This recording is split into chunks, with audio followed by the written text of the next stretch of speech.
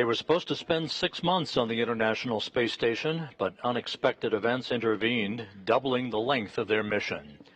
Today, NASA's Frank Rubio and Roscosmos cosmonauts Sergey Prokopyev and Dmitri Petelin begin their journey home to wrap up the longest spaceflight in history by an American and the third longest spaceflight ever.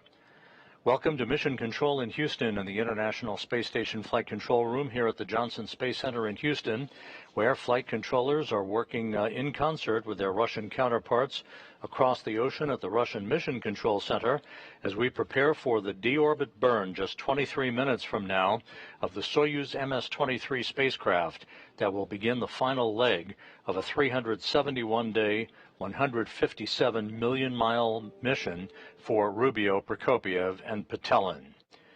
We're standing by for more word on all of the developments that will lead up to the deorbit burn in less than 23 minutes. It will be a 4-minute, 39-second burn, a retrograde maneuver, a braking maneuver to slow the Soyuz down by 128 meters per second, allowing it to drop out of orbit with its sights set on a remote landing site in south-central Kazakhstan, just about 90 miles southeast of the town of Zhezkazgan, Kazakhstan. You're looking at a balcony view from a balcony camera of the Russian Mission Control Center outside of Moscow, where Russian flight controllers have been talking to the 3 crew members aboard the Soyuz spacecraft. We'll talk about undocking and all of the developments that have led up to this point in time and the return of these 3 crew members that you see in this picture. Sergey Prokopyev, the Soyuz commander, in the center seat of the descent module of the Soyuz spacecraft. To his left and on the right of this picture is cosmonaut Dmitri Petelin, and on the left, NASA's Frank Rubio, who is the all-time record holder for the single longest spaceflight by an American astronaut. At the time of landing that is coming up at 6:17 a.m. Central Time, 7:17 a.m. Eastern Time, this trio will have accrued 371 days in space, completing 5,936 orbits of the Earth, and as we mentioned, a mission spanning 157.4 million miles, roughly the equivalent of 328 round trips to the moon and back. Sergey Prokopyev, and this his second flight into space, will have accumulated 568 days in space, putting him 12th on the all-time list for most days in space by a human. Petelin and Rubio, of course, wrapping up their first mission in space and again aboard the International Space Station.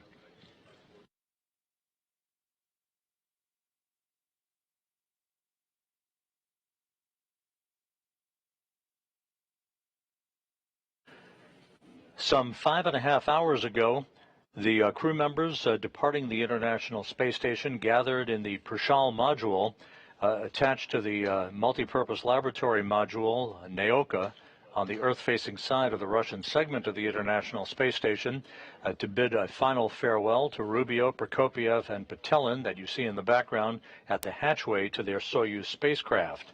The 10 crew members that was then, at that time, Expedition 69, gathered for final pictures before the 3 departing crew members floated inside the Soyuz spacecraft and hatches were closed.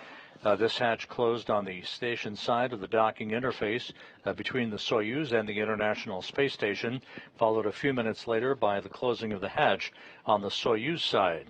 There were leak checks conducted. The 3 crew members donned their Sokol launch and entry suits, conducted leak checks on those suits, and they were all set to depart the International Space Station.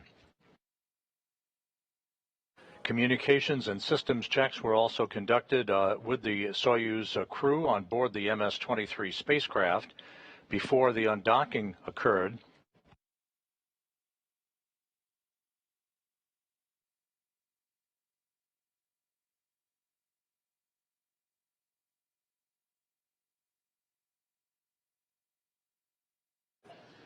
With all of the systems on the Soyuz spacecraft in good shape, the command was issued to open up the hooks holding the Soyuz in place to the Prishal module, and at 2:54 and 30 seconds a.m. Central Time, 3:54 and 30 seconds a.m. Eastern Time, the Soyuz departed the International Space Station as Rubio, Prokopyev, and Petelin left the complex that had been their home for more than a year. Within minutes after the undocking, two separation burns were conducted by the Soyuz engines to create an opening rate between the Soyuz and the International Space Station, allowing the Soyuz to move to a distance of some 24 miles away from the station where it currently resides, waiting for the final deorbit burn that is scheduled coming up at 5:24 and 9 seconds a.m. Central Time, 6:24 and 9 seconds a.m. Eastern Time.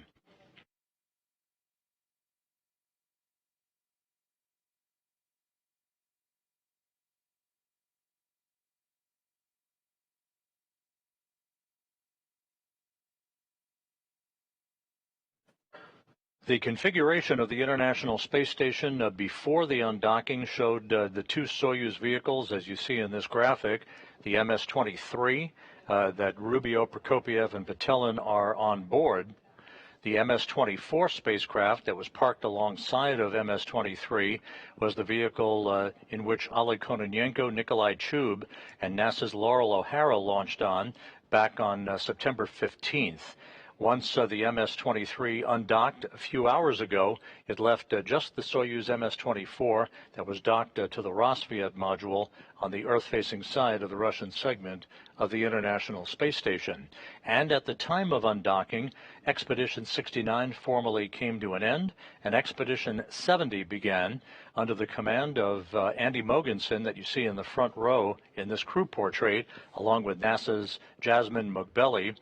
From left to right, Nikolai Chub, Konstantin Borisov, Andy Mogensen, the new commander of the International Space Station, Oleg Kononenko, Jasmine Mugbeli, Satoshi Furukawa of the Japan Aerospace Exploration Agency, and NASA's Laurel O'Hara. So Expedition 70 now underway on board the International Space Station. The crew members on the station conducting some experiments and some housekeeping in the wake of the departure of Rubio, Prokopyev, and Petelin.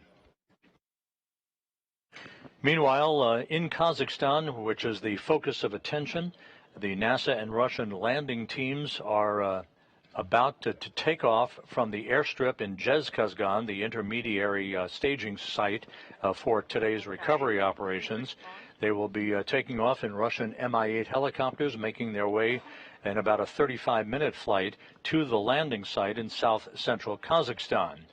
They are also accompanied by all-terrain vehicles and an Antonov 26 fixed-wing aircraft that is serving today, as it always does for the Soyuz landings, as an airborne data and communications relay center, relaying data and voice from the crew once it approaches the landing site back to the Russian flight control team in Korolyov.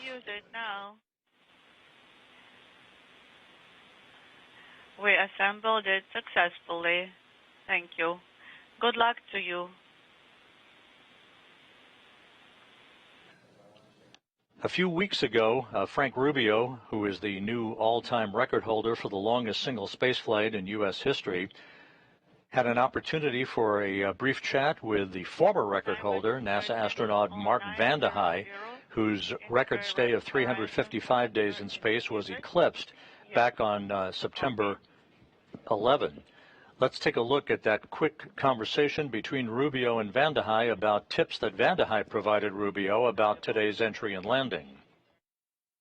Since it's been a long time since your Soyuz instructors talked to you about landing and what to do, I'm going to remind you about a couple things that I might have made a mistake on. I succeeded with keeping my mouth shut when we hit the ground. That was a good thing, so I didn't bite my tongue off. But make sure you do keep your head in the seat. You will have the strength to be able to lift your head off the seat.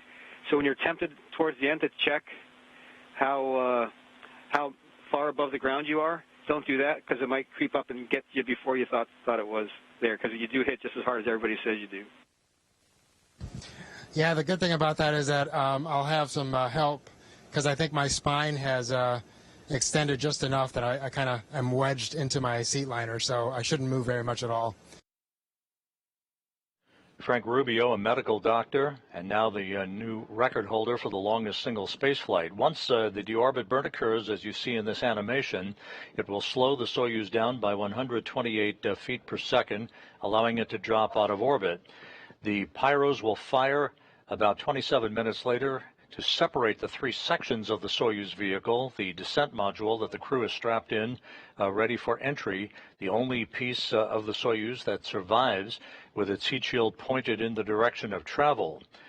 About 15 minutes before touchdown, parachutes will deploy from the Soyuz in a carefully choreographed sequence that will enable the Soyuz to gently sway toward the landing site in Kazakhstan. Just a few seconds before touchdown, the soft landing engines will fire in a final braking maneuver, and the Soyuz will have touchdown. Again, the touchdown point about 90 miles to the southeast of Zhezkazgan in a remote area on the steppe of Kazakhstan, where the Russian search and recovery forces, comprising the Rosaviatsia Civil Patrol, will be waiting along with RSC Energia personnel to begin the extraction of the crew from the Soyuz spacecraft. Once out of the spacecraft, the crew will be placed in reclining chairs, comfortable chairs, to enable them to have a few minutes to regain their equilibrium. They will be feeling the tug of gravity against their bodies for the first time in more than a year today. They will then be carried in those chairs to a nearby inflatable medical tent for medical exams and an opportunity to take their Sokol launch and entry suits off and get into more comfortable flight clothing. They will be then carried to three waiting helicopters, Mi-8s, Russian Mi-8 helicopters, for a 2-hour flight back to the staging city in Karaganda, Kazakhstan, where they will split up, Rubio boarding a NASA jet for a flight back to Houston, and the two cosmonauts, Prokopyev and Petelin, boarding a Gagarin Cosmonaut Training Center aircraft for their flight back to Star City, Russia, and their training base outside of Moscow.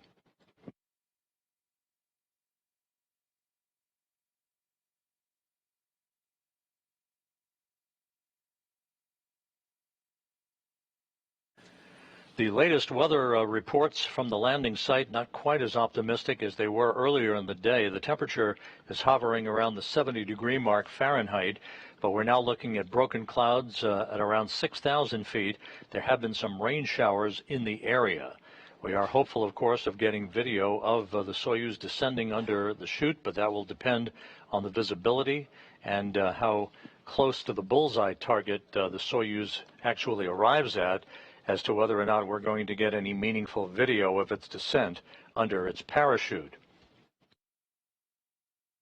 Some of the milestones in terms of the times coming up as we approach the 10-minute mark before the deorbit burn is initiated. The deorbit burn again will begin at 5:24 and 9 seconds a.m. Central Time. It will last 4 minutes, 39 seconds in duration, slowing the Soyuz down by 128 meters per second, allowing it to drop out of orbit. The module separation that will occur takes place some 27 minutes after the deorbit burn. That module separation that is initiated by pyros will separate the top section, the orbital module, the middle section, which is the descent module, where the crew is strapped into their seats, Prokopyev in the center seat, Petelin to his left, and Rubio to his right. The lower section, the instrumentation and propulsion module, will be separated and discarded as well. The descent module, again, the only portion of the Soyuz that survives the rigors of entry. Those rigors will first be felt at about 5:54 and 51 seconds a.m. Central Time, as the three crew members reach the first traces of Earth's atmosphere. They will feel the first effects of Earth's gravity in more than a year at that point, as they then, just a few minutes later, enter into the plasma regime of peak heating, where temperatures around the spacecraft will rise to about 2,500 degrees Fahrenheit. That will last for about 5 minutes or so until they emerge from that section of the entry timeline. Maximum G loads on the crew will build up to about 4 to 5 Gs against their bodies before the command is sent to open up the parachutes at an altitude of 6.7 miles. That will occur at 6:03 and 13 seconds Central Time, 7:03 a.m. Eastern Time. This parachute deployment sequence is triggered by a pressure sensor at an altitude of 41,000 feet. At this point, the parachute cover is jettisoned by pyros and springs that pull out two extraction chutes, which in turn pulls out the drogue chute. That in turn pulls out the main chute. This all takes about 20 seconds to occur. Then at some 21,000 feet in altitude, another pressure sensor starts a timer that triggers the remaining events in the landing sequence. At 18,000 feet, commands will be issued to jettison the heat shield. That's about 3 minutes after parachute deploy. Those commands also inhibit the entry thrusters and opens valves to vent all of the hydrogen peroxide fuel for the entry thrusters and oxygen in the life support system tank. If we have video at that time, you'll see a white vapor. That is normal. That white vapor is a combination of hydrogen peroxide and oxygen venting into the air. The purpose of this is to safe the vehicle for landing so that the search and recovery forces that will be landing sequentially in their Russian Mi-8 helicopters after touchdown don't encounter any hazardous gases as they try to expedite the extraction of the crew from the Soyuz descent module. Maneuver and turning off the fans of the HISA, cooling and drying equipment. Copy that, and please continue reporting your status to us.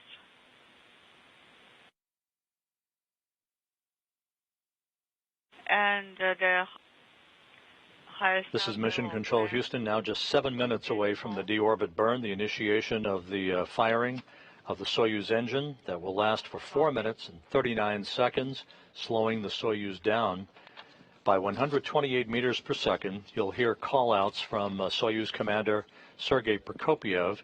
The Russian flight controllers of the Russian Mission Control Center in Korolyov will be calling the crew on Prokopiev's call sign, which is Altai. That's the call sign that you'll be hearing for the Soyuz spacecraft as the calls are made to the crew during the final phase of today's landing operations. And on both inputs, you have to make the appropriate selection of the sensor and select lane E. On displays, control, monitoring, and maneuver.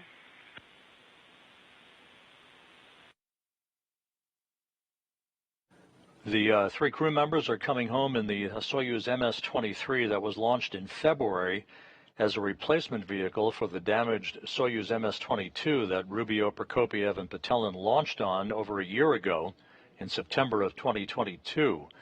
That vehicle was damaged on December 14th when it incurred a leak in its coolant system through its radiator. The coolant was depleted, thus rendering that Soyuz MS-22 unusable for the return of the crew. The Soyuz MS-23 was launched in February unpiloted, made an automated docking to the Prishal module on the Earth-facing side of the Russian segment of the International Space Station. The MS-22 was then undocked without a crew on board and returned to Earth for a landing in Kazakhstan in the same vicinity that these three crew members will be returning for a touchdown a little less than 1 hour from now.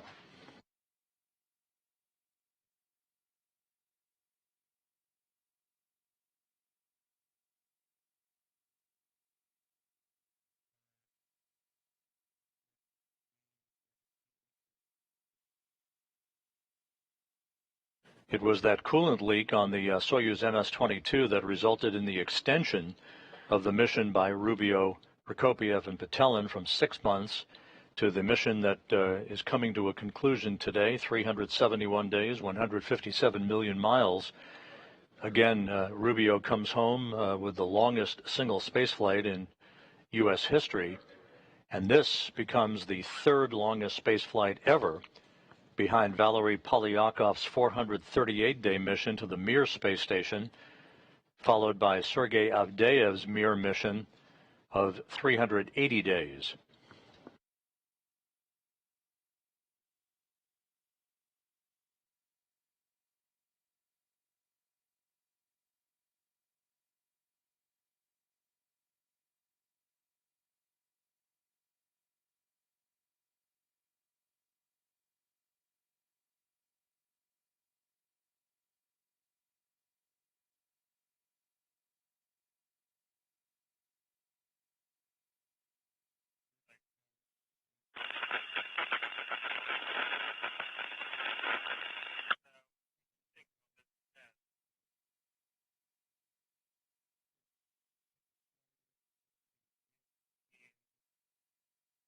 Less than 3 minutes now until the initiation of the deorbit burn.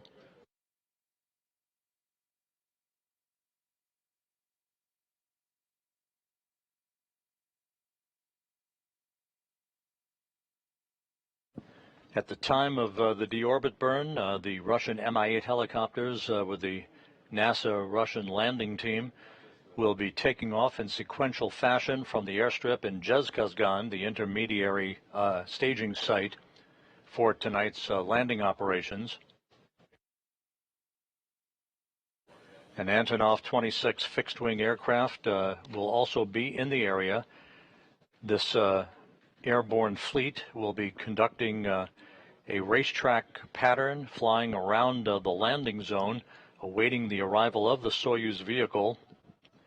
And immediately after touchdown, those helicopters will begin landing in sequential fashion to enable the recovery teams that are comprised of Rosaviatsa, the Civil Air Patrol Agency, as well as RSC Energia, to approach the spacecraft, make sure there are no toxic gases emanating from the Soyuz vehicle, so that they can begin the process of opening up the hatch and extracting the crew.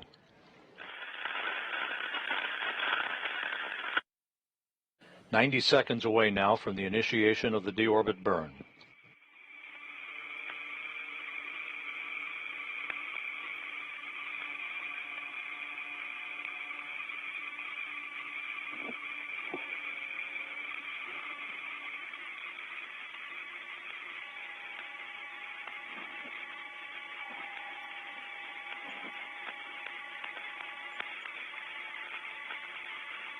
Минута до включения двигателя. 1 minute to engine activation, and BIOS power is on. Copy.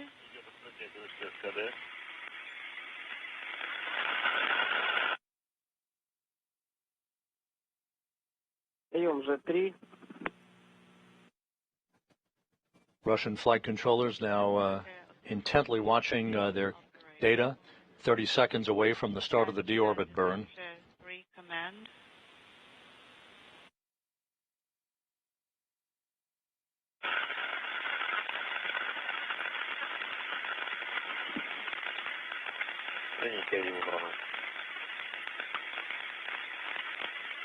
Inaudible.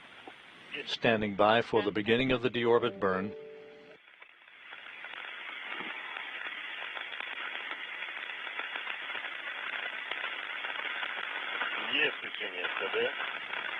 Thruster activated at 13:24. And the confirmation has been received that the deorbit burn is underway. This will last 4 minutes and 39 seconds. We'll be getting reports from Sergey Prokopyev on the progress of this burn that will slow the Soyuz down by 128 meters per second and begin the journey home for Rubio, Prokopyev, and Petelin. We have 13.3 in 13 seconds. 2 kilograms so far. And delta V increasing. Parameters are normal.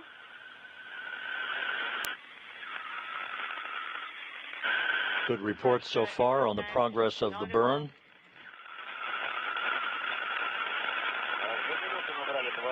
Two minutes, and we now have 27 decimal inaudible.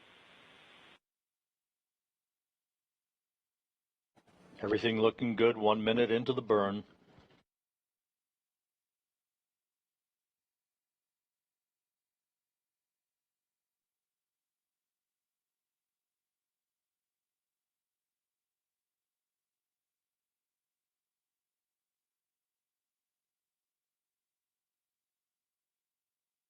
Three minutes left in the deorbit burn. Everything proceeding as planned. KDU combined propulsion system parameters are nominal. Pressure in the oxidizer line inaudible.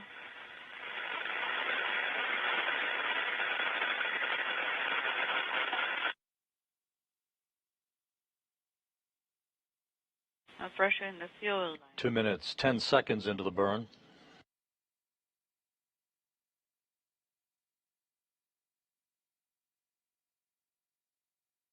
Change in velocity and all of the engine pressures looking good.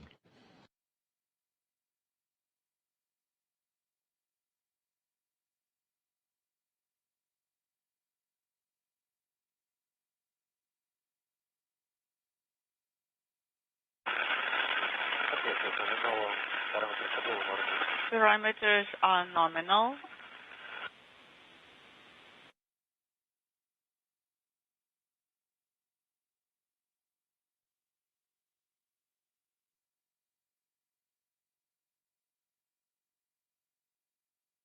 Three minutes into the burn, about another minute and a half.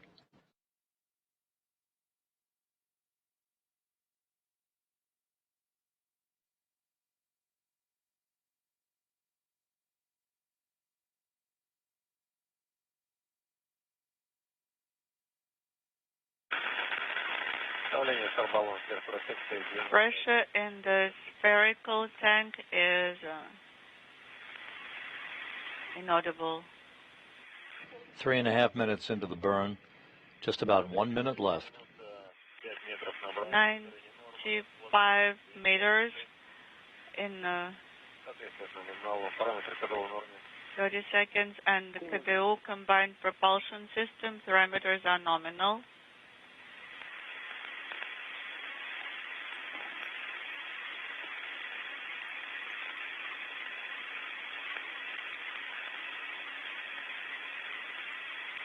Отработали 4 минуты. 4 minutes into the burn. Everything is right down the money. 157 kilograms of propellant. And pressure in the spherical tanks is 81 in number 2. About 15 seconds left.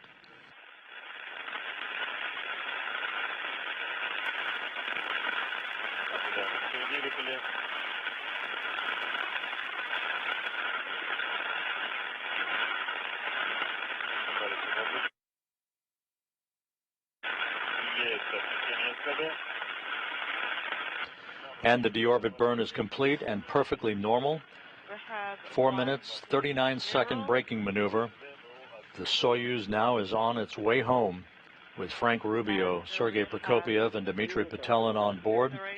Their journey coming to an end. Touchdown scheduled about 48 minutes from now.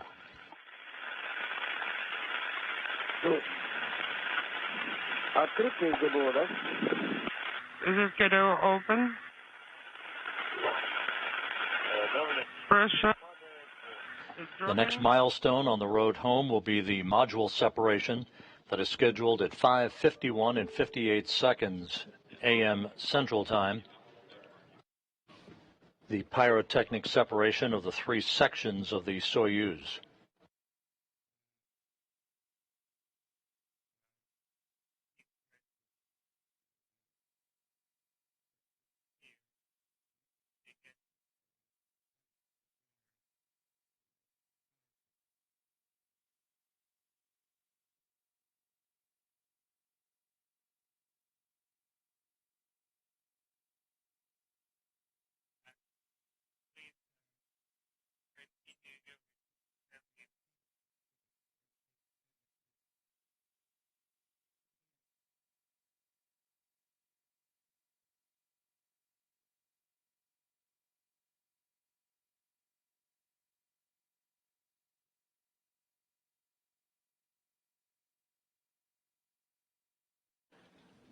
Just to recap, the Soyuz MS-23 on its way home following the deorbit burn that was just completed successfully. Perfect timing, good pressure, good deceleration of the Soyuz, enabling it to begin to slide back out of orbit into the Earth's atmosphere. This coming in the wake of the undocking of the Soyuz from the Prishal module earlier this morning at 2:54 a.m. Central Time, 3:54 a.m. Eastern Time.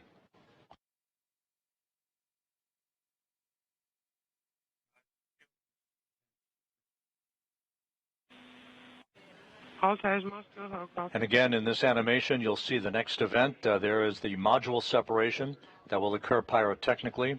The descent module, where the crew is located, will enter the Earth's atmosphere. Temperatures around the spacecraft will build to about 2,500 degrees Fahrenheit, heading toward the landing site in Kazakhstan. A series of events will deploy a drogue chute and then a main parachute about 15 minutes before touchdown. The chute deployment sequence will occur, setting the stage for the firing of the soft landing engine just about 1 or 2 seconds before touchdown. That is planned to be about 90 miles to the southeast of the town of Zhezkazgan.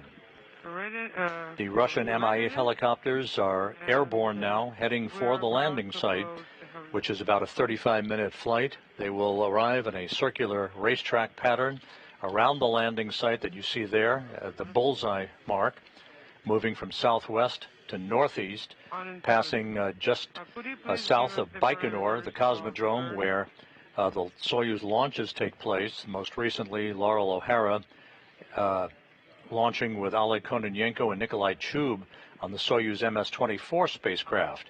They're now part, of course, of Expedition 70. The weather at the landing site right now is showing broken clouds at about 6,000 feet, light winds, temperature around 69 degrees Fahrenheit, and some rain showers in the area. So it is questionable as to what our visibility will be of the spacecraft descending under the parachute. We'll stand by, of course, and as soon as we have video from the landing site, we'll bring it to you.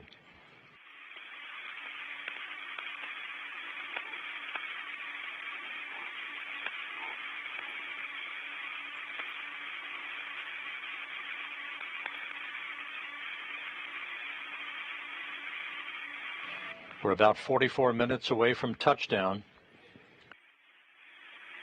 Once the spacecraft does touch down, the search and recovery forces will land in sequential fashion in those Russian Mi-8 helicopters. The most critical personnel, the RSC Energia personnel, and the search and recovery forces will make their way to the spacecraft and begin the process of opening up the hatch and extracting the crew one by one, placing them in nearby chairs alongside their vehicle. They'll have a few minutes to gain some equilibrium, feeling the effects of gravity for the first time in more than a year before they're carried in those chairs into a nearby inflatable medical tent so that their Sokol launch and entry suits can be removed. They'll receive initial medical exams and be put in more comfortable flight clothing for the subsequent 2-hour helicopter flight back to the staging city of Karaganda. Copy. I'll give you the time in a second.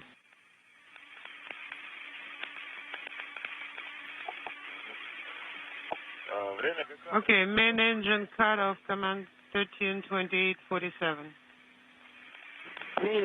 Copy. How copy? Yes, copy. Our specialists are working. One thing that we'll note here, in about 8 minutes, as the Soyuz moves to a distance of about 87 miles away from the International Space Station on its descent towards the beginning of the traceable senses of Earth's atmosphere, that will end our guaranteed voice communication with the Soyuz through a relay to the International Space Station itself.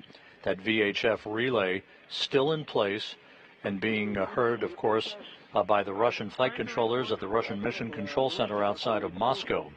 So starting at about 5:42, The communications from the Soyuz will be a bit choppy. We may lose comm for a while, especially as the Soyuz descends into the peak heating regime for about 5 minutes. That peak heating regime will begin at about 5:56 a.m. Central Time.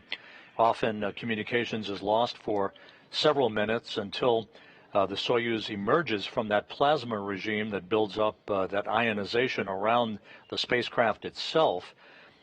At that point, the Soyuz will begin to approach the area where voice communication will be established with the Antonov fixed-wing aircraft that is flying in the vicinity of the landing site to relay data from the spacecraft as well as voice back to the Russian flight control team in Korolyov.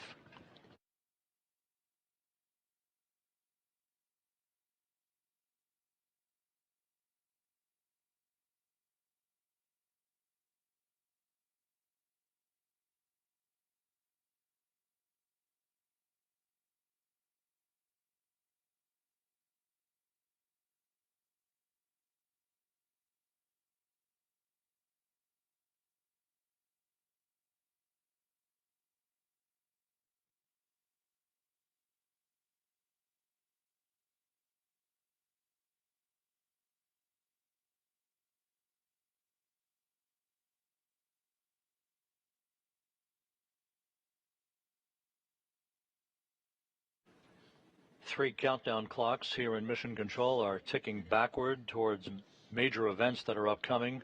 The separation of the three sections of the Soyuz about 14.5 minutes from now. The opening of the parachutes some 25.5 minutes from now. Landing now just under 40 minutes southeast of Zhezkazgan, Kazakhstan.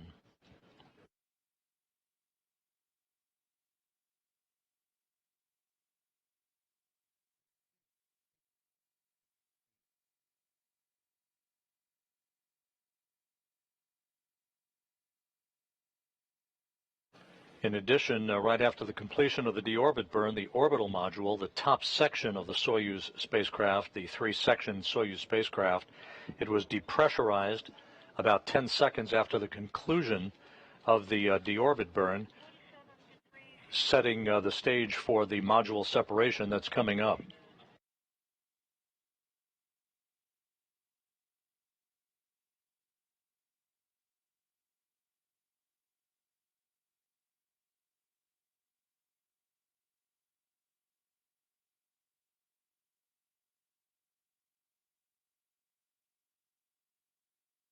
The precise landing coordinates being relayed to the crew on board the Soyuz.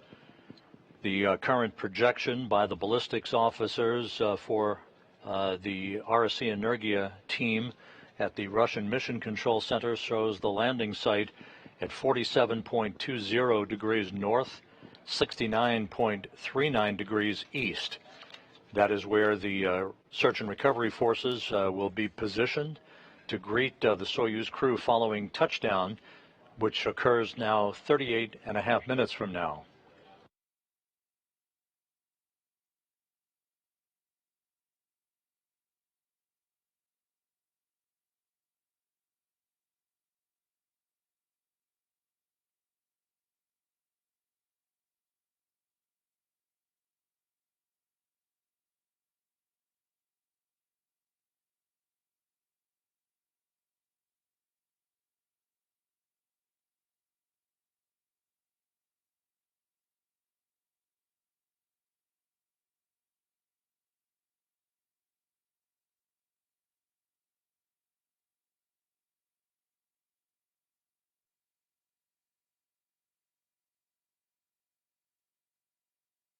"12 minutes until module separation, the next major milestone en route home for Frank Rubio, Sergey Prokopyev, and Dmitri Petelin. This trio was launched on September 21st, 2022 on the Soyuz MS-23 spacecraft that ultimately was damaged, losing its cooling capability through a coolant leak in its radiator, and was rendered unusable for the safe return of the crew. The replacement craft that is coming home today, the Soyuz MS-23, was launched in February, unpiloted, and the Soyuz MS-22 was undocked and deorbited for a landing in Kazakhstan unpiloted. The coolant leak resulted in the extension of the mission by Rubio, Prokopyev, and Petelin that is coming to a close today after 371 days, the third longest spaceflight in human spaceflight history.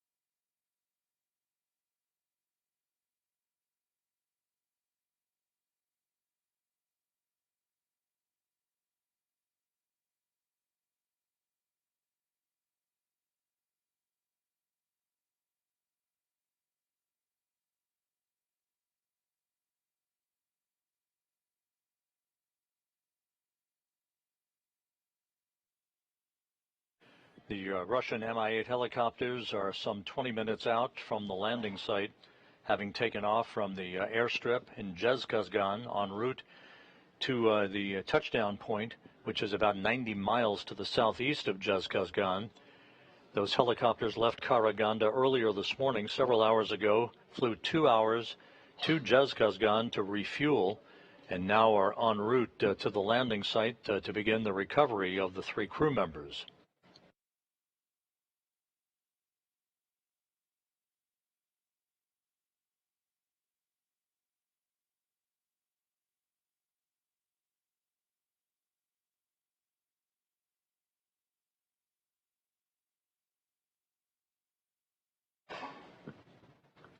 And we've reached the point where the Soyuz is far enough away now from the International Space Station that the voice communications relay capability through the station is no longer available or should not be available, so communications may be a bit sporadic and choppy from this point on through the descent through the Earth's atmosphere. 9 minutes until module separation.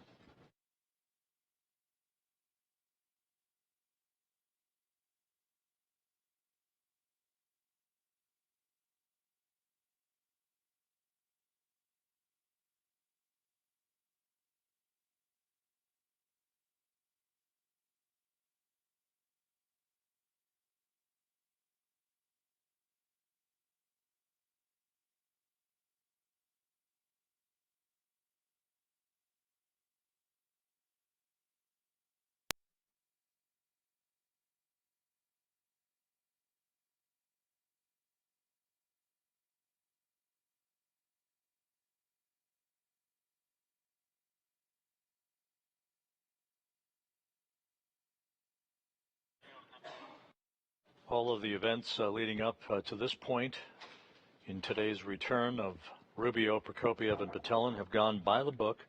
The undocking that occurred earlier today at 2:54 a.m. Central Time, 3:54 a.m. Eastern. 2 separation burns of the Soyuz engine enabled the Soyuz to back away from the station and accelerate its departure rate from the complex for the deorbit burn that occurred a short time ago. That was a 4-minute, 39-second retrograde maneuver, slowing the Soyuz down by 128 feet per second, enabling it to begin its descent back to Earth. We're less than 7.5 minutes away now from the next milestone. That will be the pyrotechnic separation of the 3 sections of the Soyuz, discarding the orbital module and the instrumentation and propulsion module, leaving just the descent module with the 3 crew members strapped inside. Sergey Prokopyev, the Soyuz commander, in the center seat, flanked to his left by Dmitri Petelin, and to his right by Frank Rubio.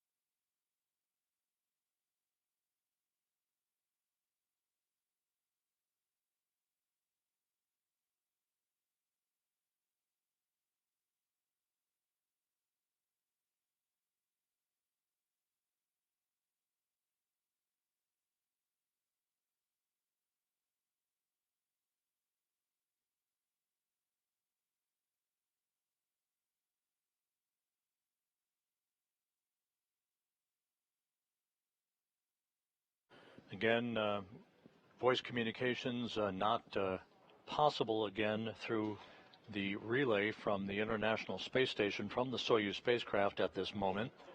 The Soyuz now too far away from the station to provide that relay. This is normal. Everything is proceeding on track, coming up on the 5-minute mark until module separation.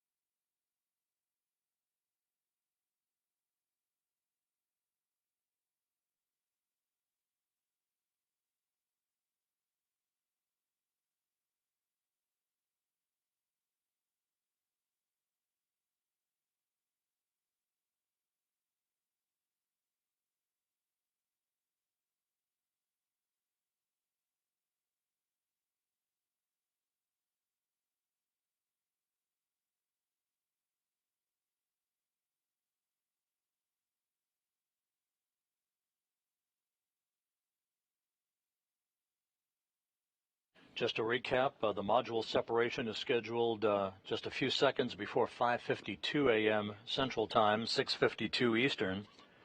That will be followed about 3 minutes later by entry interface at an altitude of 62 miles.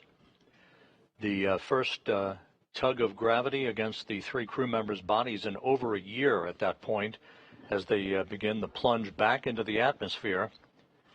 Some 2 minutes after that, they'll entry into plasma, where the peak heating around the spacecraft will begin. Temperatures around the Soyuz will build to about 2,500 degrees Fahrenheit, the heat shield in the direction of travel for the descent module. As it ablates or repels that heat, there will be an orange fireball, if you will, around the spacecraft. This is typical for returning space vehicles coming through the atmosphere at their high rate of speed. This will be about a 3-minute regime in the plasma for the 3 crew members. Once they emerge from that, G-loads, or the G-forces against their bodies, will build to about 4 to 5 Gs just after 6 a.m. Central Time. The command to open chutes will be initiated at 6:03 and 13 seconds a.m. Central Time, 7:03 a.m. Eastern Time. Again, that parachute deployment sequence triggered by a pressure sensor at 41,000 feet. The main parachute cover will be jettisoned by pyros and springs, pulling out 2 extraction chutes, which in turn will pull out the drogue chute, and in turn pulls out a main chute, about 20 seconds for all of that to happen. At an altitude of 21,000 feet, another pressure sensor starts a timer that initiates all of the remaining events in the landing sequence. At 18,000 feet, commands will be issued to jettison the heat shield. That's about 3 minutes after chute deploy. Those commands inhibit the entry thrusters and open valves to vent hydrogen peroxide fuel for the entry thrusters and oxygen that is in the life support system tank. If we have video at that time, we'll see whether we will or not, but there will be a white vapor. That's normal.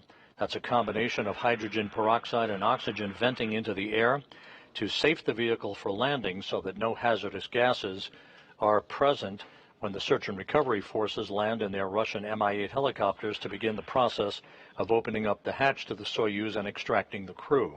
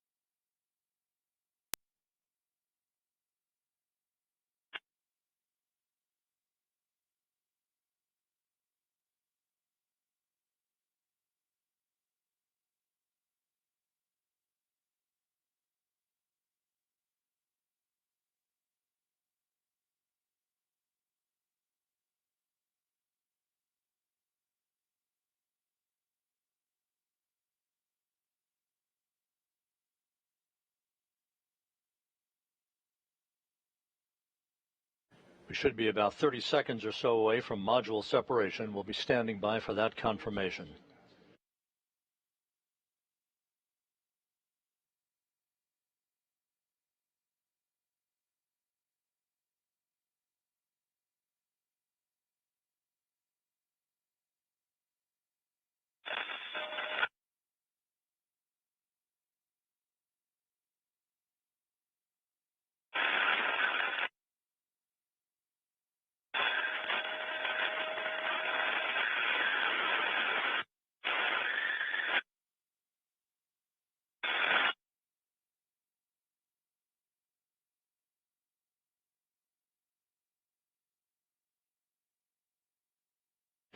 And now reports having been received from the Russian Mission Control Center of a nominal separation of the three sections of the Soyuz.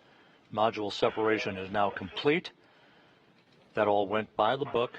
The next milestone about 3 minutes from now, and that will be the Soyuz hitting the top of the Earth's atmosphere.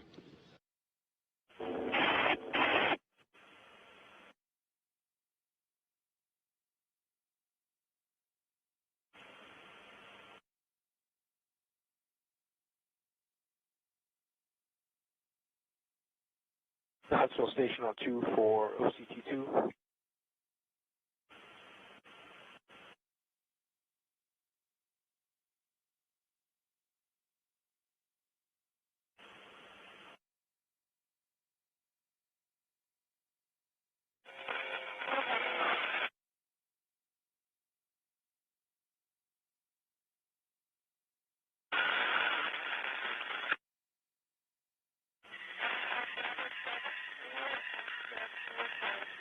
The Russian Mi-8 helicopters, part of the Rosaviatsa search and recovery forces, are nearing the landing site southeast of Zhezkazgan to move into a racetrack pattern, an oval-shaped pattern around the landing zone, awaiting the arrival of the Soyuz spacecraft, with touchdown scheduled about 23.5 minutes from now.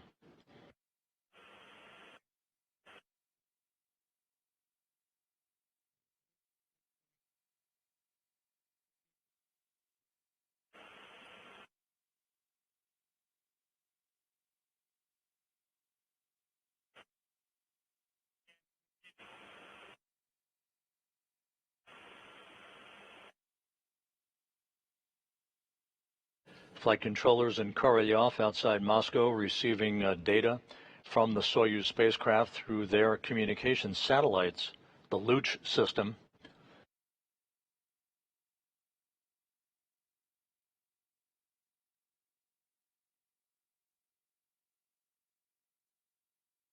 The Soyuz now has entered the Earth's atmosphere. The three crew members feeling the first effects of gravity on their bodies in 371 days.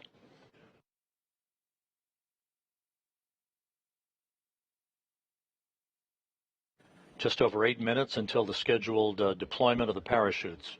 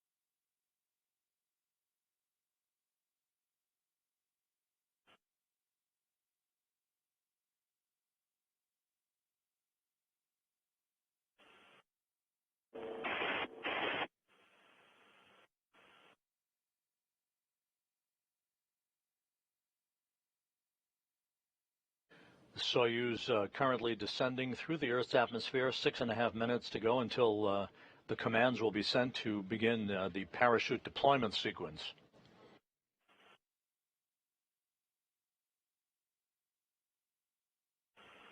As expected, we are not receiving voice communication from the crew. This is typical at this point of the entry sequence. Once the spacecraft passes through the plasma regime, the period of peak heating, we should be hearing from the crew once again, with communications relayed through the Antonov 26 fixed-wing aircraft in the vicinity of the landing site.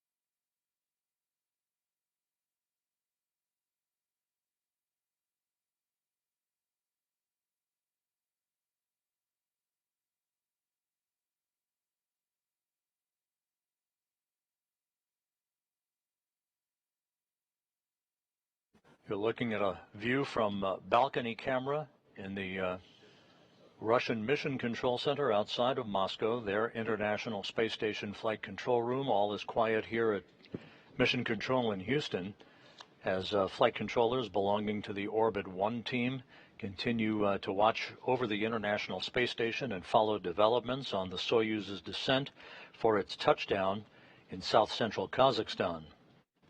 Landing is scheduled just over 19 minutes from now.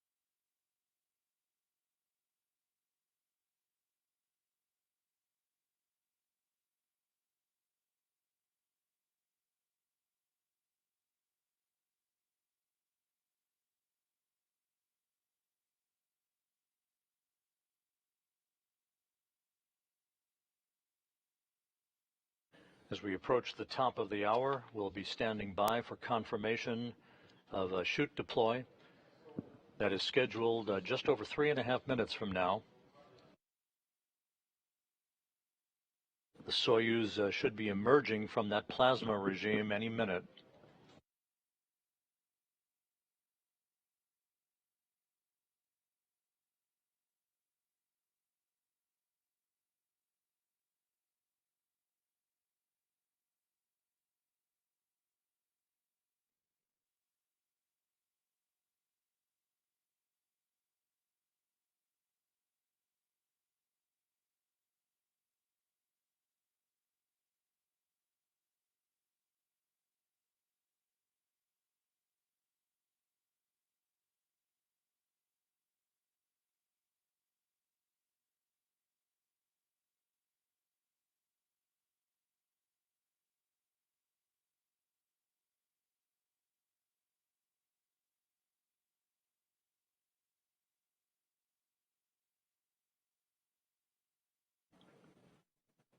Standing by for the emergence of the Soyuz from that plasma regime. This is the point where the crew is experiencing maximum G loads on their bodies of about 4 to 5 Gs.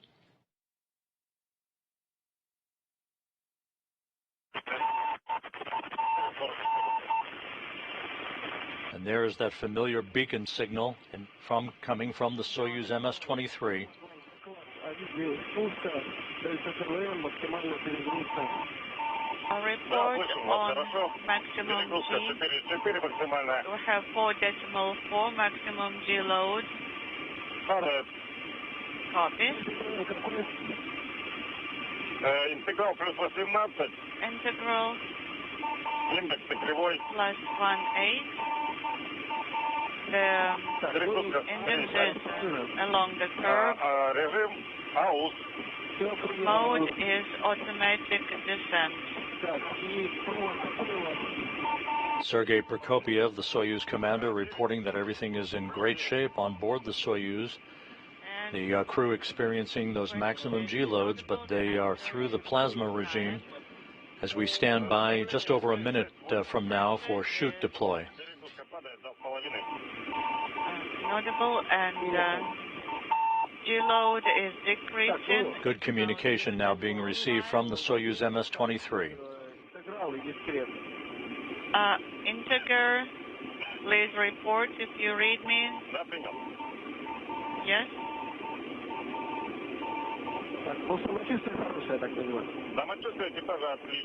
And how are you feeling? We are feeling great. Thank you. End of control. Integer is +18. Index positive +1. Copy.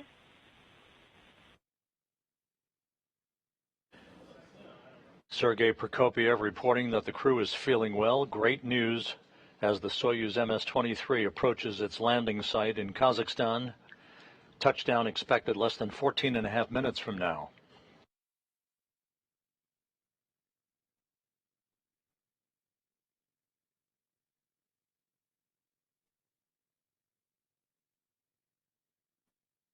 We should be getting confirmation momentarily on the opening of the chutes.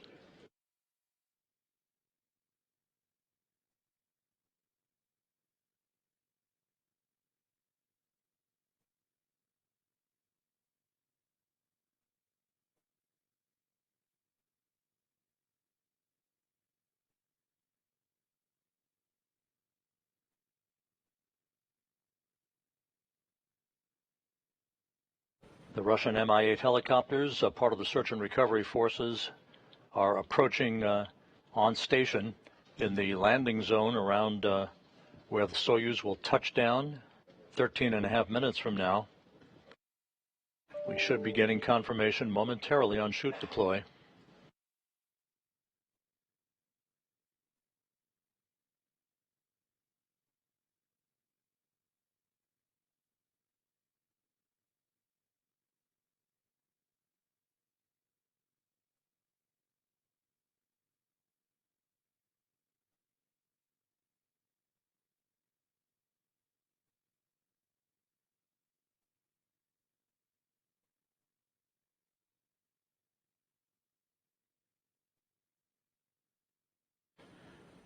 Twelve and a half minutes until touchdown.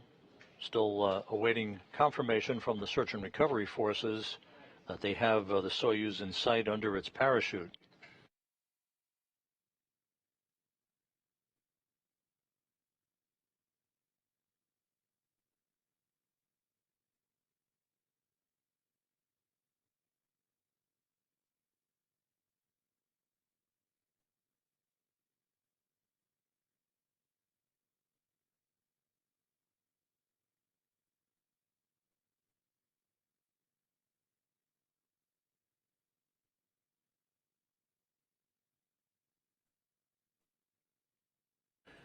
We now have confirmation that the Soyuz parachute has been deployed.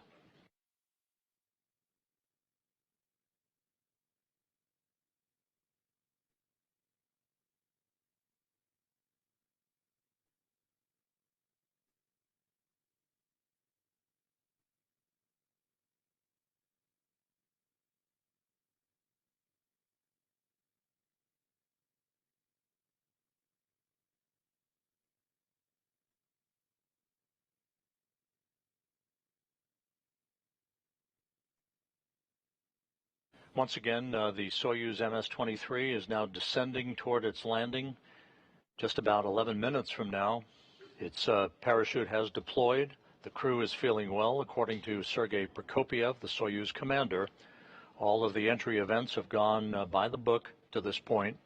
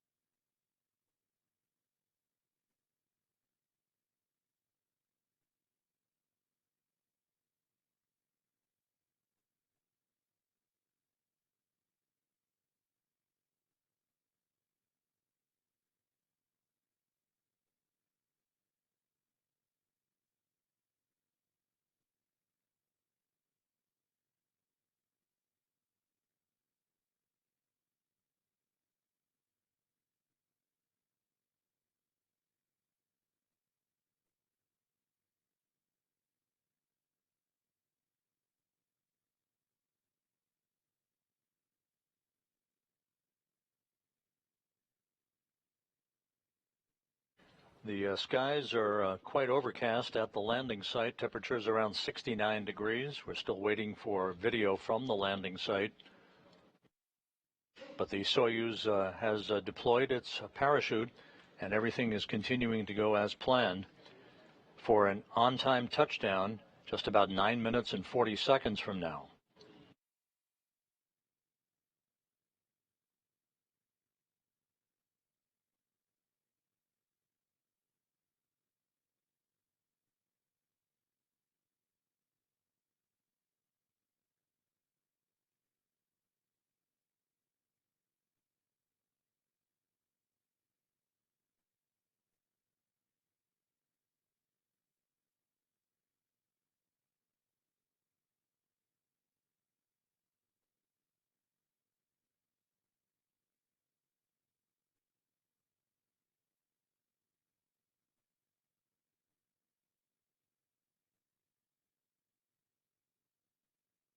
The search and recovery forces at the landing site now confirm that they have the Soyuz in sight under its parachute. All of the events to this point have been a winner. Everything has gone according to schedule, and the crew, according to Sergey Prokopyev, the Soyuz commander, is feeling well. Just 8.5 minutes until touchdown.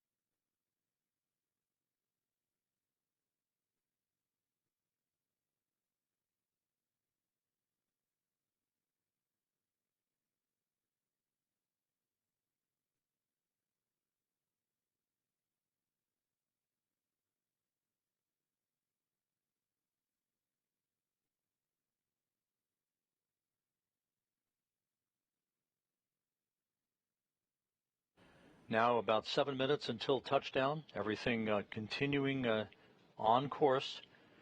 The chutes have been deployed for the Soyuz MS-23. It is gently descending under its large orange and white parachute. Search and recovery forces have the vehicle in sight. The Russian Mi-8 helicopters are circling the landing zone waiting for touchdown, at which point they will descend and land in sequential fashion to begin the process of arriving at the capsule and extracting the crew.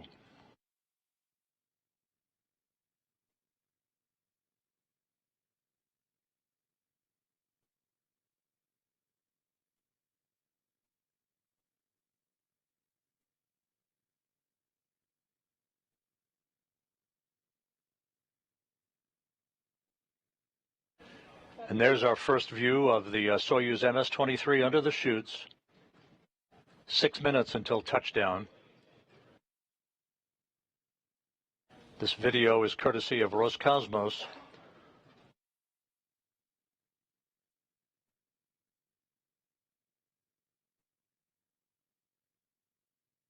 Soyuz descending at its normal rate of descent. Search and recovery forces are reporting back that everything is looking good from their perspective.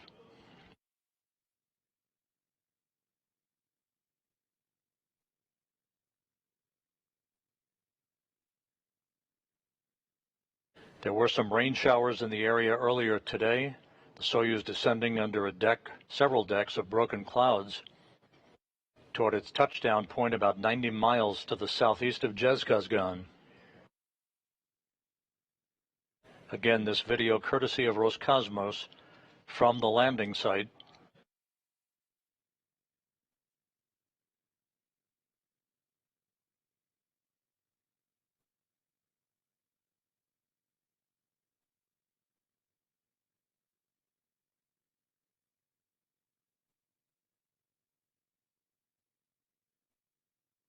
Inaudible.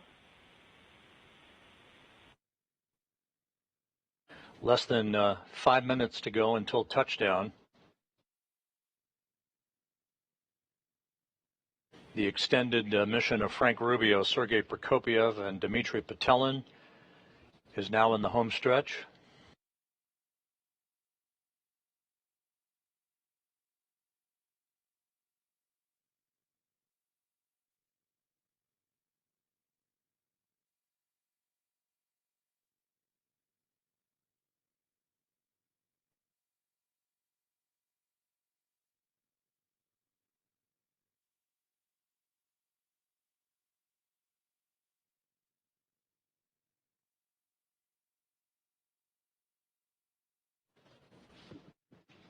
Once again, you're looking at the return of Frank Rubio, Sergey Prokopyev, and Dmitri Petelin after more than a year in space. Less than 4 minutes from touchdown on the desolate steppe of Kazakhstan.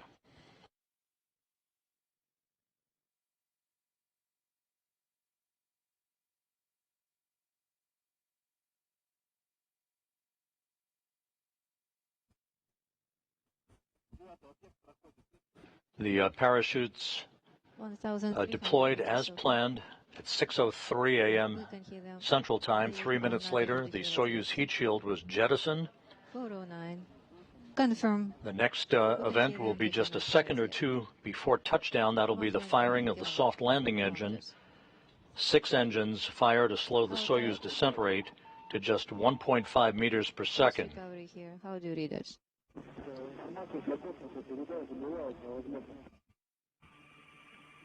Inaudible.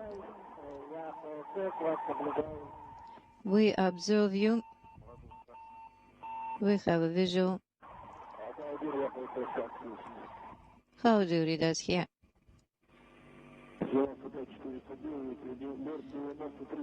For 95,553.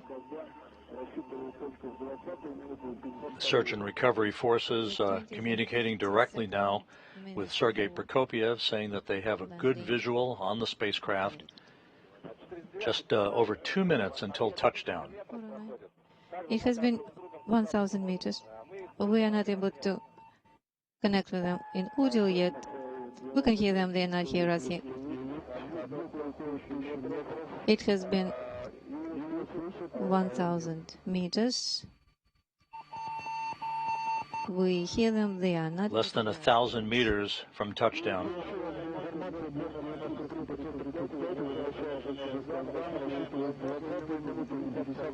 So we are looking for the 20th and 52nd minute. +9 atmospheric bias, +18 index 0.1. The crew is feeling well. Sergey Prokopyev continuing to provide reports back to the search and recovery forces, indicating that the crew is doing well. Just over a minute until touchdown. The crew is doing well. Let them know. Cosmos 9549. For your information, the object has passed 500 meters and feeling well. 690 is out. The search and recovery helicopters are circling the landing zone.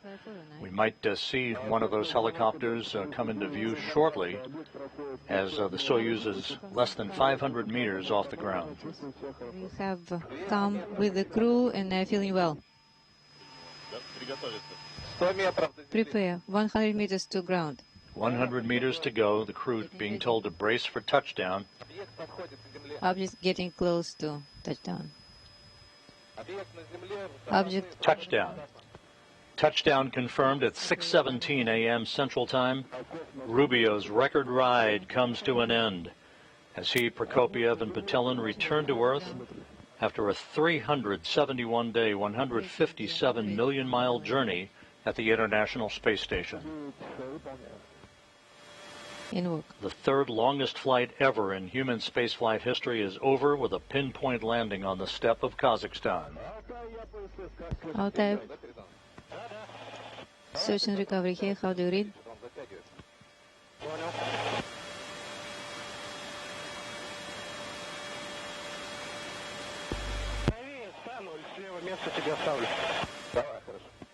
Okay, all good.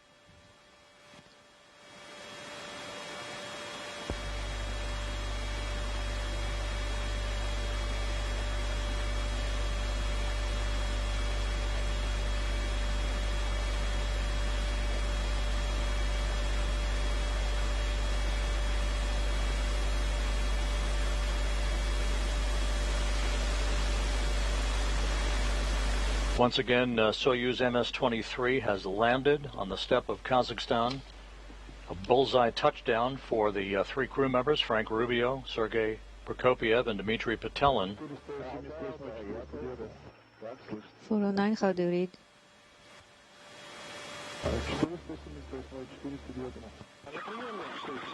$249. Landing occurring as planned at 6:17 a.m. Central Time, 7:17 a.m. Eastern Time, 5:17 p.m. at the landing site that you're seeing right now in our live view. I believe so. Let it get a bit About an hour and 53 minutes before sunset.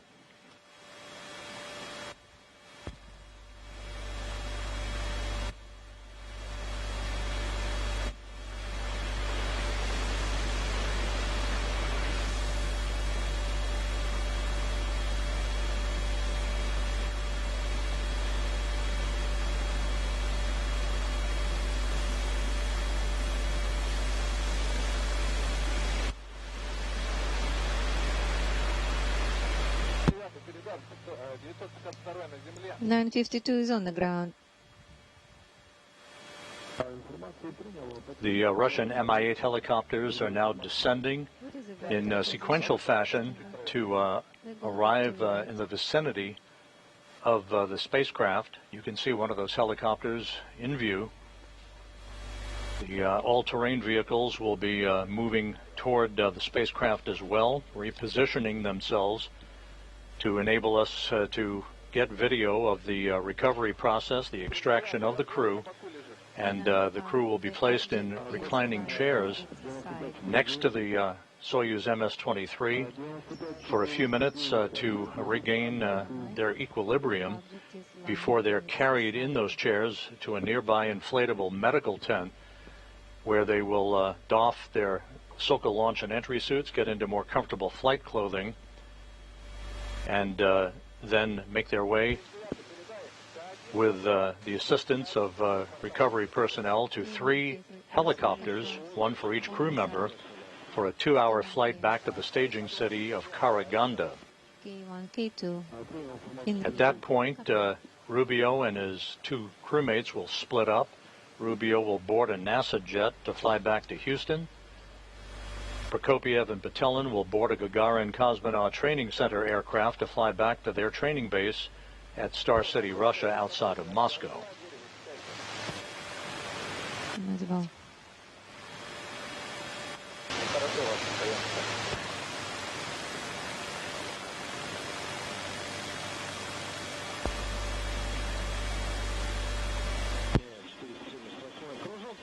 Well, 77, I will circle one more time. Okay.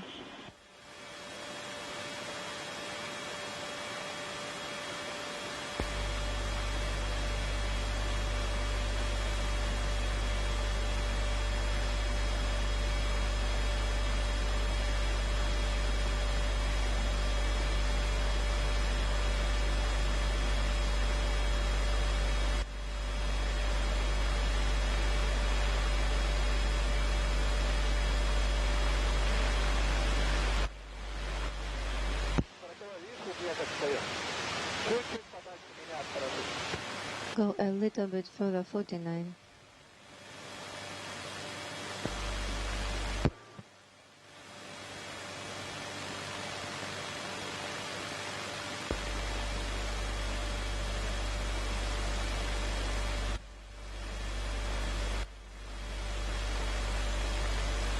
In this view, you can see Russian Mi-8 helicopters landing in the vicinity of the spacecraft that's just out of the field of view. the all-terrain vehicle that carries this television equipment that you saw the landing from will be repositioning itself a short time from now and make its way to the Soyuz as it documents for us, and hopefully we will be seeing the extraction of the crew and the crew being placed in those reclining chairs by the capsule.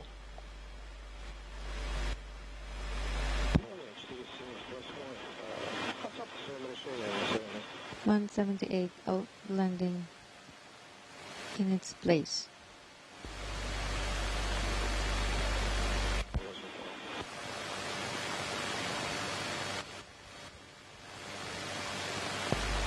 At the Russian Mission Control Center in Korolyov outside Moscow, the Russian words "Jest Posadka," they've landed, and a greeting welcoming Frank Rubio back after his record-setting mission for an American astronaut of 371 days in space.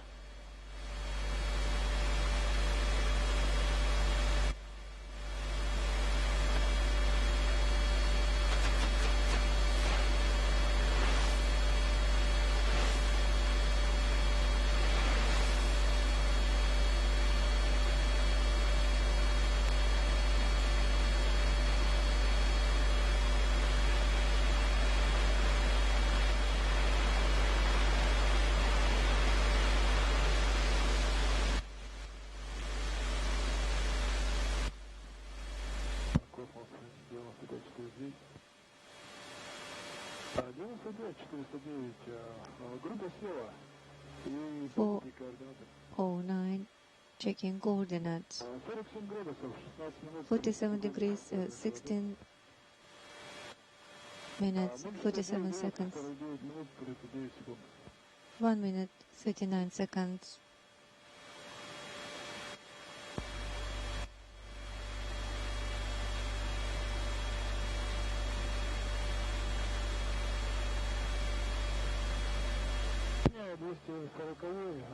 This is 240.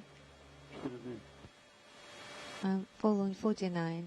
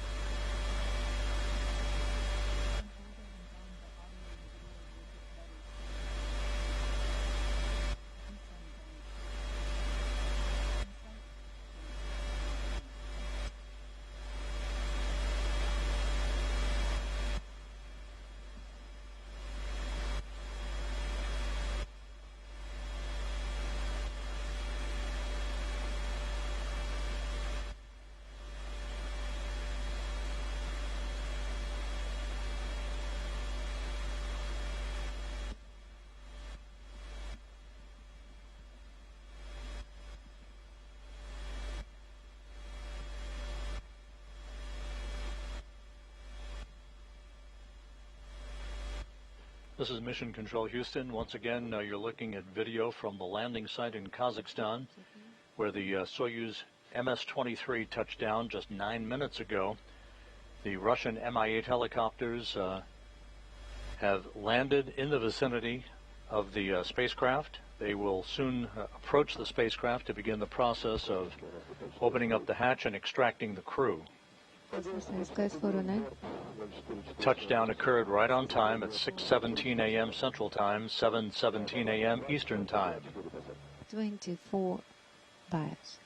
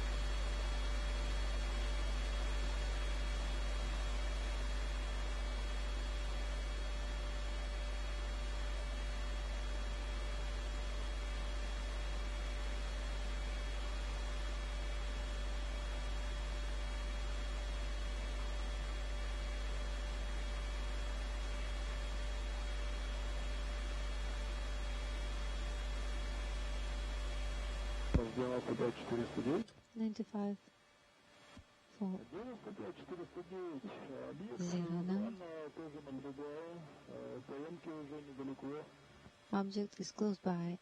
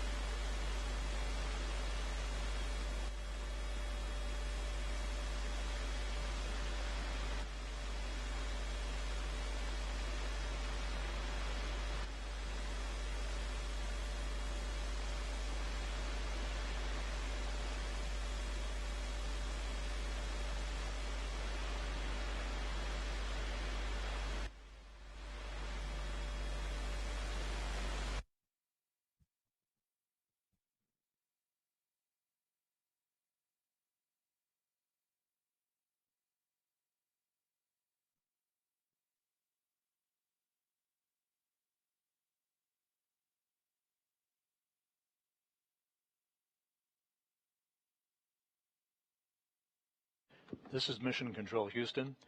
Once again, the greeting on the front screen of the Russian Mission Control Center, welcoming home Sergey Prokopyev, Dmitri, Petelin, and Frank Rubio after their 371-day mission. Touchdown occurred about 13 minutes ago at 6:17 a.m. Central Time, 7:17 a.m. Eastern Time. It was a pinpoint return for the crew, landing just as planned about 90 miles southeast of the town of Kazakhstan.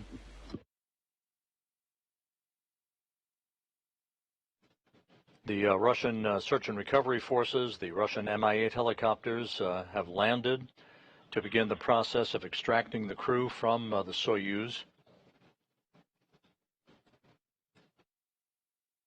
All of the events beginning with hatch closure late last night Central Time, followed by the undocking of the Soyuz from the International Space Station's Prishal module at 2:54 a.m. Central Time this morning, and the deorbit burn that occurred several hours later. All of those events went by the book. No issues whatsoever. Sergey Prokopyev reporting to the search and recovery forces in the final minutes before touchdown that the crew was feeling well and ready for their return to Earth.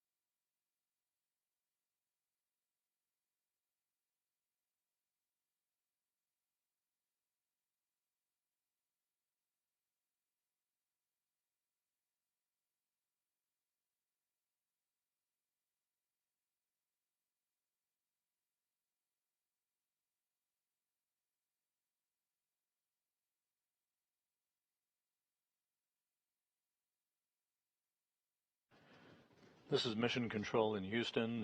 We're still awaiting for video from the spacecraft at the landing site. The search and recovery forces are there. They are beginning the work to extract the crew from the spacecraft. So far, we do not have video alongside the spacecraft itself. The video resources at the landing site have to be repositioned from where they were to show us the touchdown that occurred about 18 minutes ago.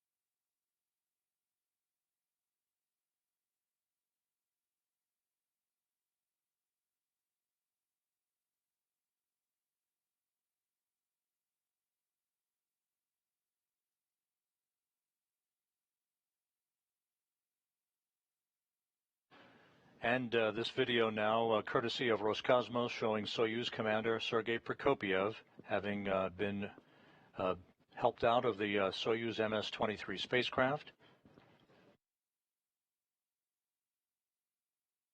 Once again, this video courtesy of Roscosmos. Sergey Prokopyev, who was strapped into the center seat of the descent module of the Soyuz spacecraft, always the first out. He'll be followed by his two crewmates here shortly. Touchdown occurred just 20 minutes ago at 6:17 a.m. Central Time, 7:17 a.m. Eastern Time, 5:17 p.m. at the landing site.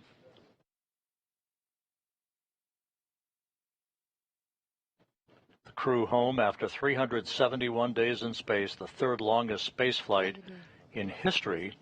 And of course, for Frank Rubio, the longest single space flight by an American astronaut.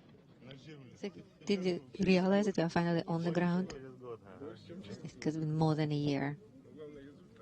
But the result is the main thing. Just perfect, just ideal. That the overload was 4.5, greater than last time.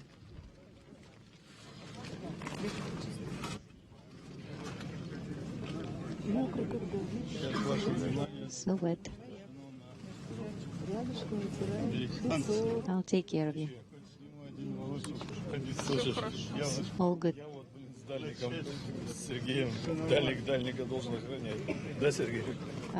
just stay here, take care of you too. Don't turn, just stay where you are. Don't jump. And we have seen all your greetings on Air Force anniversary. Yes, and we also worked with the veterans of soccer teams here. Exactly. He has not changed at all. You look the same as when we were sending you off to space. So the data is ready. Prokopyev exchanging greetings with Some of the members of the search and recovery forces happy to see him for the first time in over a year.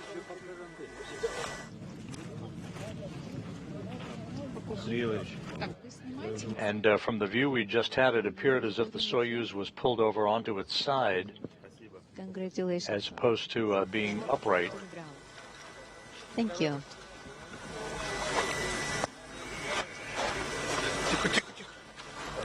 Easy, easy.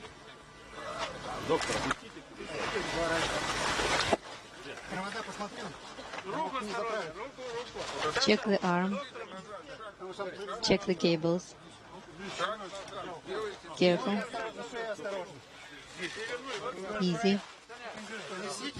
Frank Rubio, the U.S. record holder for the longest single spaceflight in history, back on Earth.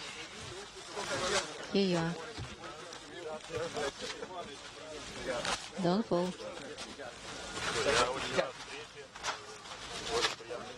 Very nice to see you.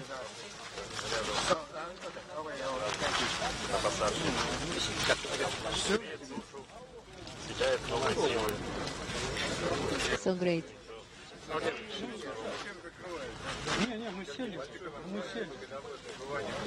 We're all here.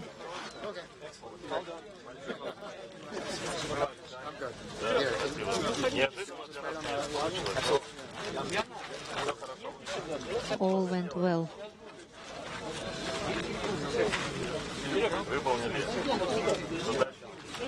All the tasks completed.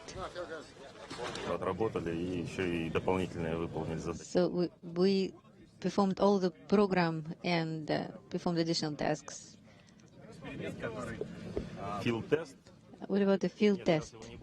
No, we're not going to have a field test now, but tomorrow we'll have a Sozvezdia constellation experiment that is going to be an interesting experiment on controlling manual descent. Thank you.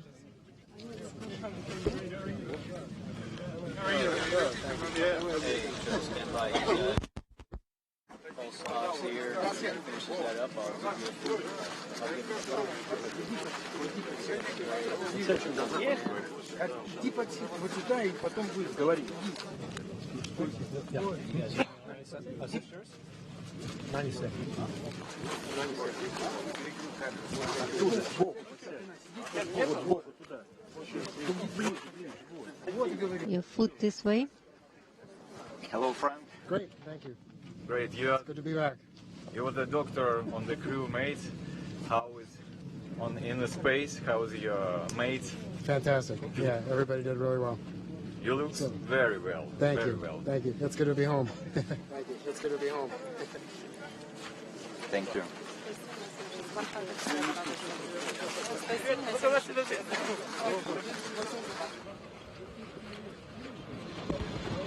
Once again, the view from the landing site, right by the Soyuz MS-23.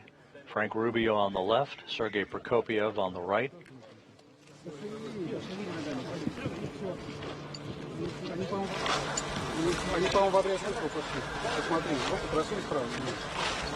Check the arm on the right side. And Dmitri Petelin now being removed from the Soyuz spacecraft.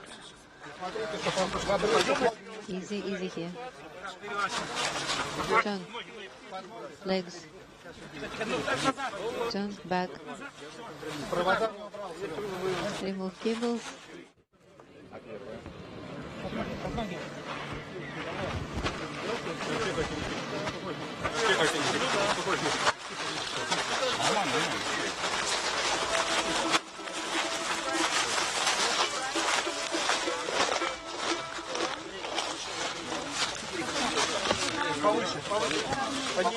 Little higher. Move him a bit higher.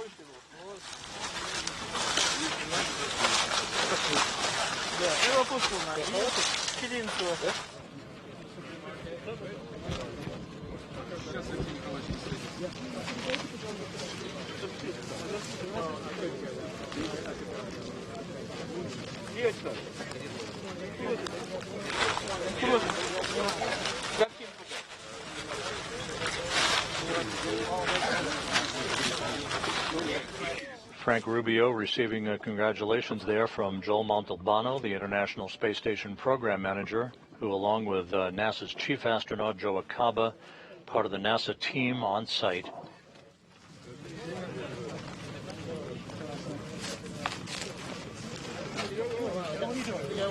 Come on, Joe.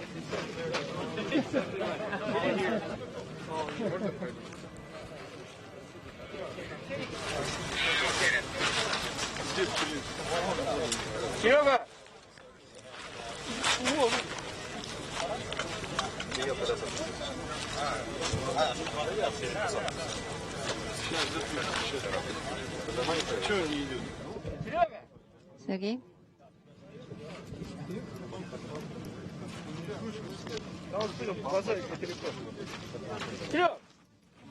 And a view of the Soyuz MS-23 spacecraft that touched down 28 minutes ago at 6:17 a.m. Central Time. Yeah, drink a little bit. Hold it.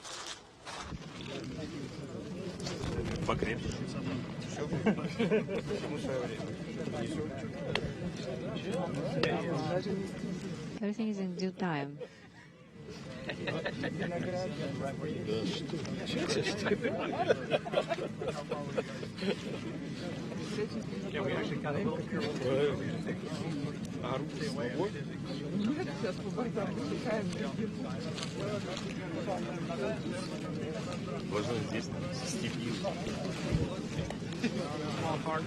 We're here in the steppe of Kazakhstan.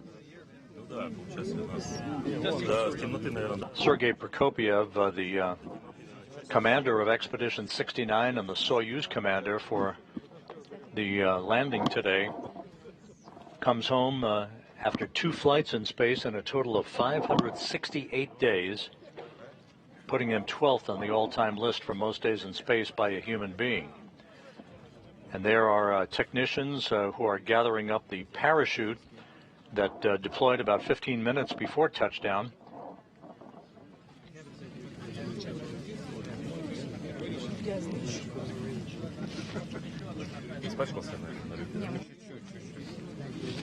Still a bit dirty that happens.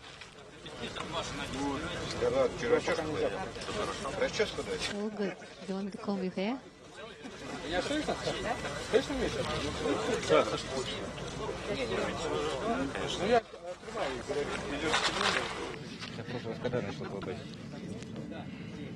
Палатки. Пораньше. После футболиста. А также мочить собой, да? Нормально, ничего даже не было. Такой. So you had it was a bump, so did feel it. This is Mission Control Houston, continuing to receive video from the landing site in south-central Kazakhstan. On the right, Sergey Prokopyev, the Soyuz commander and the commander of Expedition 69, which came to an end with the undocking of the Soyuz MS-23 this morning at 2:54 a.m. Central Time, 3:54 a.m. Eastern Time. Expedition 70 began. Prokopyev handing over command of the International Space Station to European Space Agency astronaut Andy Mogensen. Expedition 70 now well underway and will continue through the course of the fall time frame until Mogensen returns to Earth next spring with Crew 7. At about 300 meters, CAM was established again.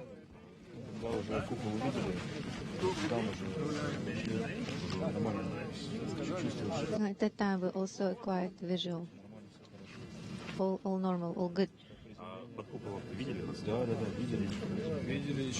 Did you see us at the main chute? Yes, at about 800 we saw you already. You were not responding well, but we were able to see you already. All great, all normal. Good numbers. 140 to 90.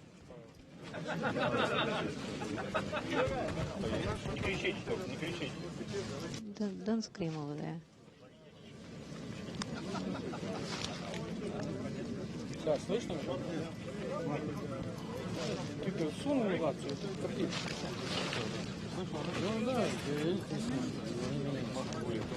The next step for the 3 returning crew members, they'll be, as you look at the all-terrain vehicles that are on site, the 3 crew members will be carried in those chairs into a nearby inflatable medical tent to doff their Sokol launch and entry suits, get into more comfortable flight clothing, and then they'll be transported in those ATVs to 3 awaiting Russian Mi-8 helicopters to take off for a 2-hour flight back to the staging city of Karaganda to the northeast of the landing site.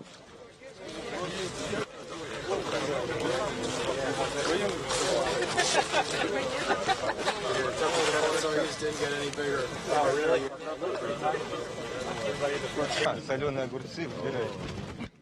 And maybe you want some pickles. Oh yeah. Maybe some succulent pork. That would be nice. Well, not right now, in about a week.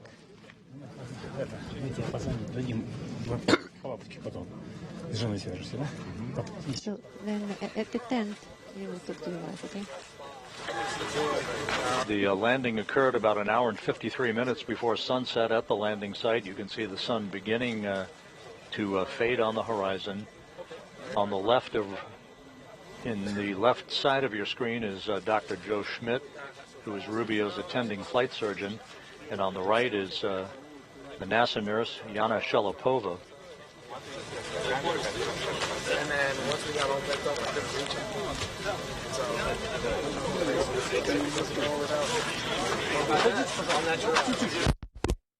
I'd rather not. I mean, it doesn't feel terrible. Okay, they're bringing the watermelon for you.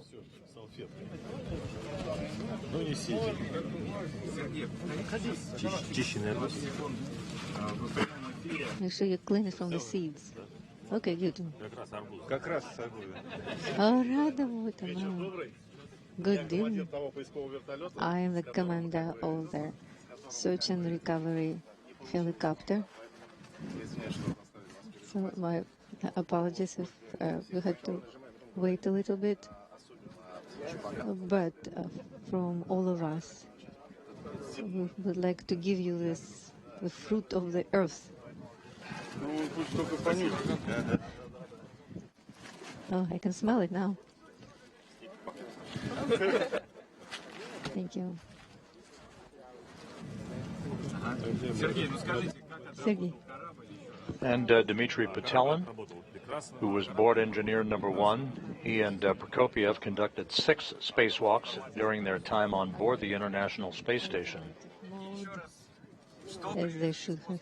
What did you bring from space? Good mood. And in my personal items, I had all the rings and crosses that I took with me. This is something green. I forgot what it feels like. I did request the watermelon in advance, and I appreciate it. Thank you. Let's move it a little bit closer.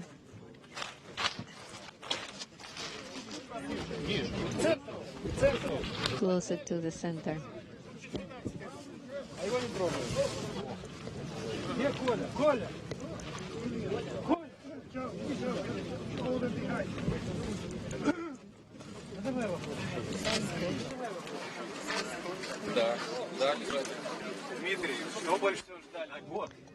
Dmitri,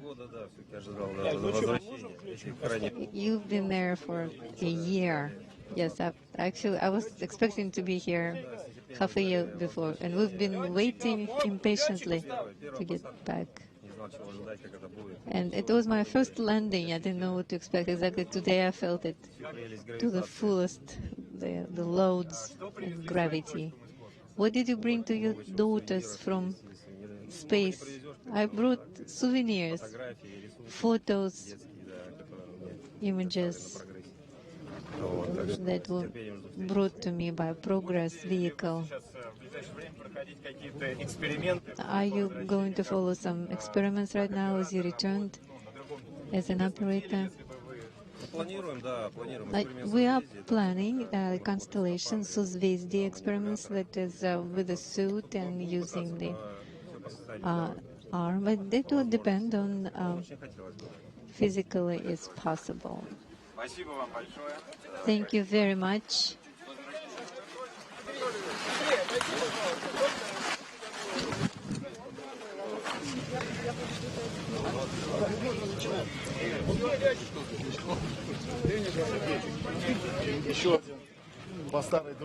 The crew members being presented with fruit at the landing site For you. and Matryoshka dolls. We can open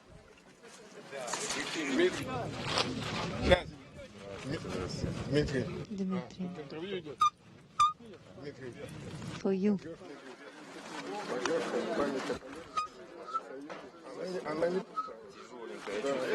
That is a heavy one. A heavy wooden doll, Matryoshka.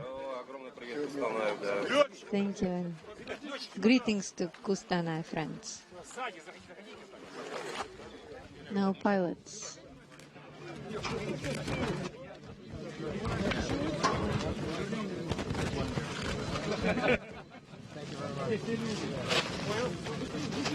For a photo, they stand in the back.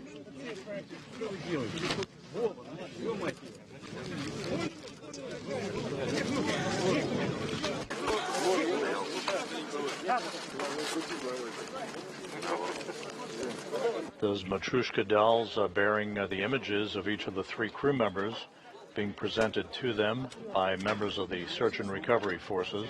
I'm taking pictures of everybody. All perfect. Very good. The Soyuz landed 40 minutes ago at 6:17 a.m. Central Time, 7:17 a.m. Eastern Time, 5:17 p.m. at the landing site. The crew was quickly extracted, placed in these reclining chairs for an opportunity to regain their equilibrium. They'll be carried in those chairs a short time from now into a nearby inflatable medical tent, where they will doff their Sokol launch and entry suits, get into more comfortable flight clothing, receive medical exams, and then be flown on three individual helicopters 2 hours to the staging city in Karaganda, Kazakhstan, where they'll split up. Rubio boarding a NASA jet to fly back to Houston. Prokopyev and Petelin boarding a Gagarin Cosmonaut Training Center aircraft to fly back to their home base, their training base at Star City, Russia. Pick up the blanket.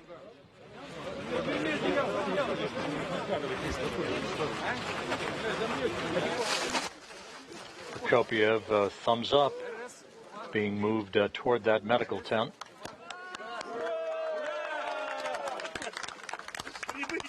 Hooray! Welcome. Welcome back.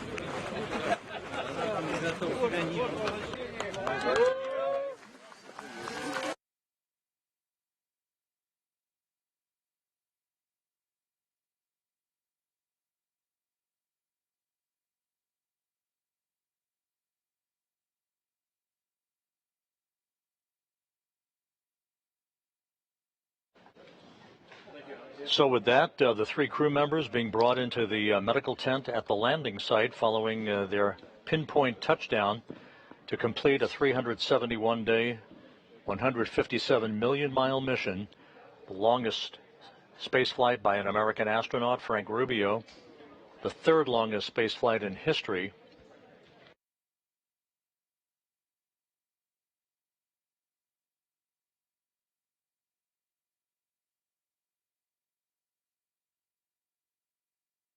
As we mentioned, the crew members were quickly extracted from the Soyuz MS-23 that landed on time, on target, and are now being brought into the nearby medical tent. And there's a view of Frank Rubio with Joe Acaba and the rest of the NASA team helping bring him into the medical tent. In the back, you see ISS program manager Joel Montalbano. The crew will get out of those Sokol launch and entry suits.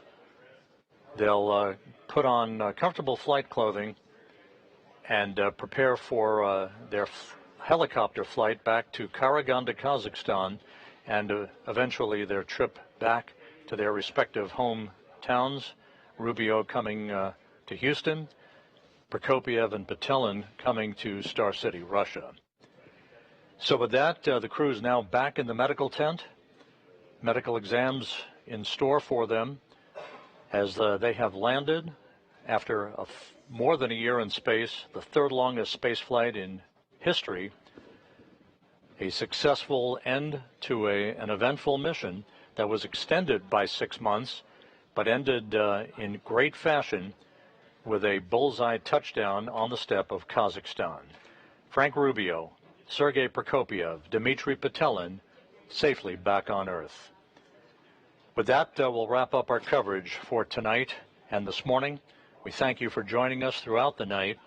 Stay tuned for more to come on the ventures of the Expedition 70 crew aboard the International Space Station. But for now, we'll bid you a good morning from Mission Control in Houston.